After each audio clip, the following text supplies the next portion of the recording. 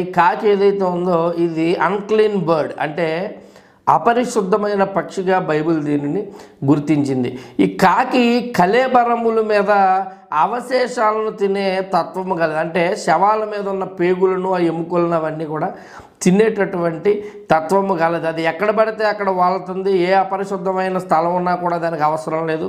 దాని యొక్క కార్యము తిండి కోసం అది పడిగాపులు కాస్తూ ఉంటుంది. ఇది దేనికి సాదృశ్యం ఉంటే ఈ భూమి మీద ఉన్న శరీర క్రియలు నెరవేర్చే మనుష్యులకు, అట్లనే శరీర కార్యములు చేయాలని ఆలోచించే వారికి సాదృశ్యంగా కాకి బైబిల్ గ్రంథంలో చెప్పబడింది. అయితే పావురం అయితే అలా కాదండి. అది అపరిశుద్ధమైన స్థలాలలో సంచరించదు. అలాగే ఈ కళేబరముల మీద, శవాల మీద వాలటానికి కాదు కదా, కనీసము ఒక వెట్ ప్లేస్, ఒక తడి ప్రాంతం ఉంటే దాని మీద కూడా వాలటానికి పావురము ఇష్టపడదు. ఎక్కడైతే డ్రై ల్యాండ్ ఉంటుందో, ఈ యొక్క పొడి ప్రదేశం ఉంటుందో అక్కడే మాత్రం